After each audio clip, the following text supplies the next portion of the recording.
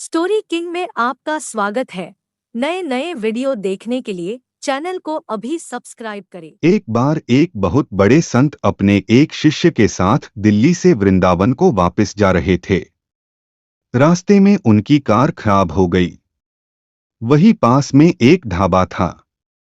शिष्य ने संत को वहां चलकर थोड़ा आराम करने का आग्रह किया, जब तक कार ठीक न हो जाए या कोई दूसरा इंतजाम न हो जाए।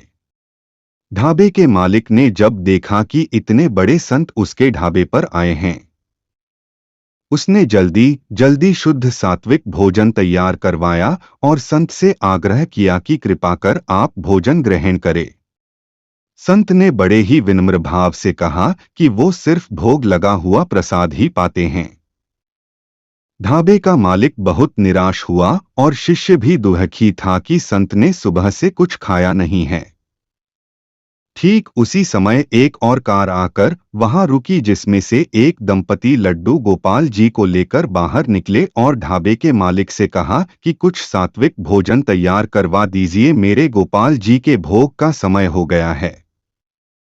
उन्होंने बताया कि वो लोग वृंदावन से दिल्ली अपने घर वापस जा रहे थे। रास्ते में एक दुर्घटना की वजह से वे समय से घर नहीं पहुंच सके हैं और अब उनके लड्डू गोपाल जी के भोग का समय हो गया है।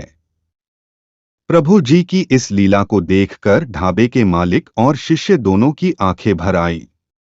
संत के लिए बनाया हुआ भोजन गोपाल जी को भोग लगाया, फिर वो प्रसाद संत के पास लेकर गए। संत ने जब सारी बात सुनी तो वो दौड़कर गोपाल जी के पास आए और दंडवत किया। संत के आंसू रुकने का नाम ही नहीं ले रहे थे।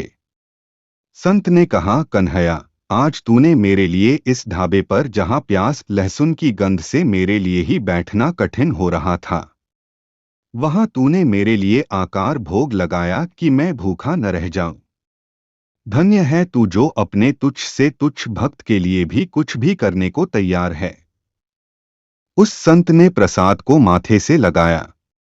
उसे आज वो प्रसाद अमृत से भी ज्यादा मीठा लग रहा था। दूसरी तरफ ढाबे वाला सोच रहा था, धन्य है तू सावरे, मैं तो घर पर तुझे सिर्फ कभी कभी कुछ मीठा ले जाकर भोग लगा देता हूँ, वो भी बीबी के कहने से, और तू मेरी इच्छा पूरी करने खुद ही चल कर आ गया।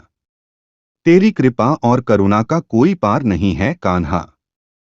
उसी ढाबे पर धर्म के कुछ ज्ञानी लोग भी बैठे थे, जो लड्डू गोपाल जी की कृपा, उनके सुंदर रूप और उन दंपति के गोपाल जी के प्रति प्रेम को तो नहीं देख पा रहे थे, बल्कि उस दंपति के गोपाल जी को साथ लेकर घूमने की और ऐसी जगह बैठकर भोग लगाने की निंदा कर रहे थे, जहां बगल में सलाद की प्लेट में प्याज भी रखा हुआ था। नोट नजर भी हमारी है, नजरिया भी हमारा है। हम देखते वही हैं जो हमारा मन देखना चाहता है। माखन की छोटी सी लोई के लिए गोपियों को नाच नाच रिझाता है। यह तो वो कान्हा है जो राम रूप में भीलनी के झूठे बेर भी स्वाद ले लेकर खाता है।